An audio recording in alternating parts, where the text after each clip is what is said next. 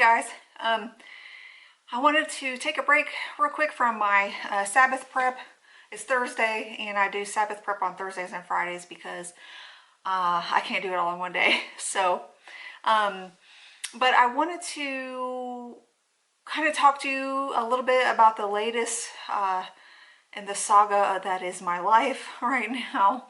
If you've been following me on my journey at all with chronic illness, and especially with my gastroparesis and mast cell disorder, this is one of those things that can be frustrating for me. So I was started on a new medication for my mast cell, and I have taken it for a week, and I was glad that I didn't have like a mast cell reaction to it. I didn't have some kind of allergic reaction like I do with a lot of medication, because that's part of my mast cell, is I have a lot of sensitivities to medication and reactions and allergic reactions and things like that.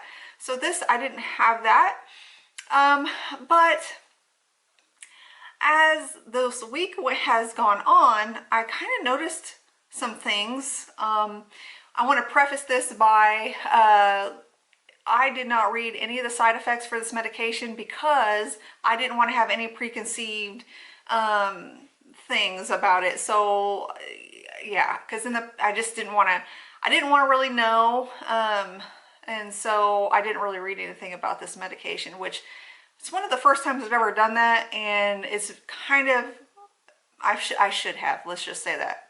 So I don't recommend just blindly taking a medication just because your doctor tells you to. You are your own patient. You are your own person. It is your body. They work for you. You have to know what is best for you, what works for you. So be very knowledgeable. And I have always been that way, except this time. So I took the medication, and I just kind of went on about my life. And I started noticing I was having nightmares. And I don't have nightmares. I dream a lot sometimes. Well, sometimes a lot is kind of oxymoron, but so I dream. It's not unusual for me to dream, but it is unusual for me to have nightmares. And I have been having these very vivid nightmares, and I'm like, okay, I didn't even think anything about it really. And then I started noticing I really wasn't feeling like myself. I got very fatigued, unmotivated, depressed. I started feeling anxious.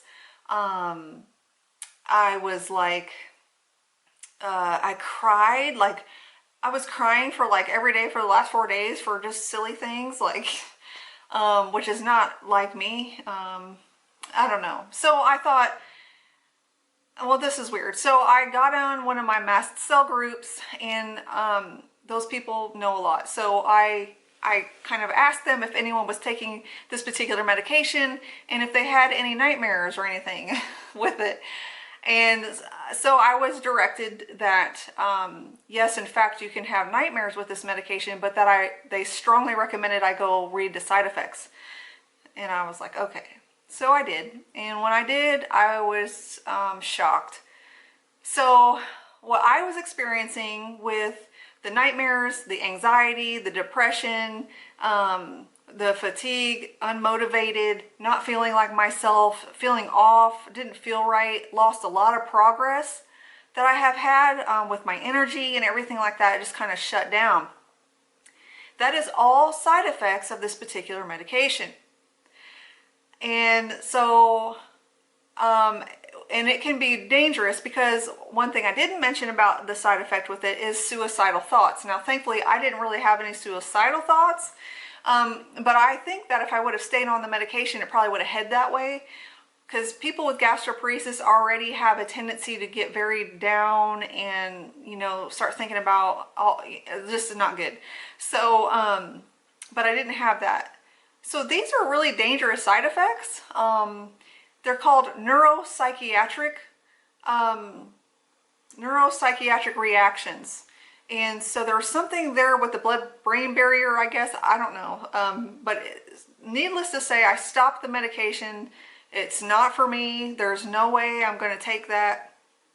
But what that did is catapult me to dig even deeper into the natural treatment, because when I had looked in the past, I didn't really see anything that was really good except quercetin. And quercetin I react to. I break out in a rash. There's salicylates in there, and apparently I react to salicylates. So, but anyway, through that I have discovered some things that I can take that are actually natural H1 blockers and H2 blockers. And so that's what I'm going to do. So that's my new adventure, is treating this naturally. Like, that means I will not have any pharmaceutical medication, which in all honesty, for me personally, is probably for the best. I'm not saying for you. If you're on pharmaceutical medication, you do what your doctor directs you to and what you feel comfortable doing. But for me, it just does not work. I have so much going on and my body responds to so much stuff. Thankfully, I don't really react to stuff naturally except for the quercetin. But it's just a lot safer option for me. And so that's what we're going to do. We're going to continue to move forward with my plant-based diet, kind of like an 80-90% whole food plant-based diet, trying to get more fluids in, and starting these natural herbal treatment for my mast cell. And I already feel better today without this medication. It takes about 30 hours for it to get out of your system.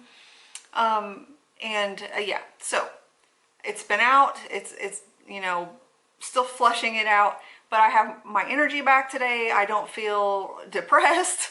That was just, not good. So there are sometimes dangerous side effects to medications. And if I would have been aware of those, if I would have read up on it instead of just blindly taking it for once in my life, which I never do, I would have been probably a little more aware of stuff that was happening earlier on in the week, where I just kind of brushed it off and I just kept taking this medication, whereas I probably should have stopped it way earlier.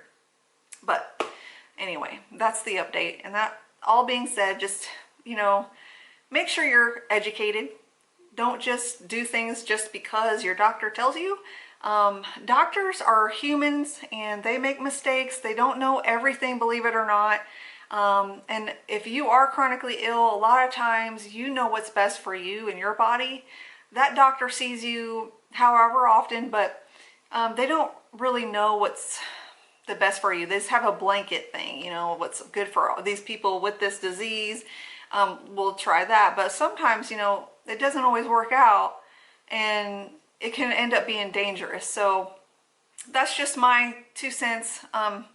But yeah, so we're just moving forward and just keep trucking along. I had a minor setback because of this, but I think I'm gonna recover a little faster from this.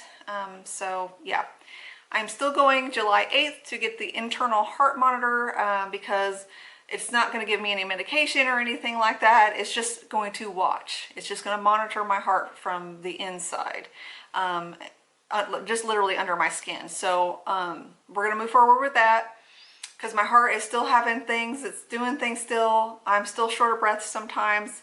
So that medication didn't even really help with that. And I should get results from my lung function test sometime this week or Monday. And I'll update y'all, and when I know, you know, how that went and what else we're going to be doing, if you're interested. If not, I'm just documenting this for family. But anyway, I do appreciate the prayers.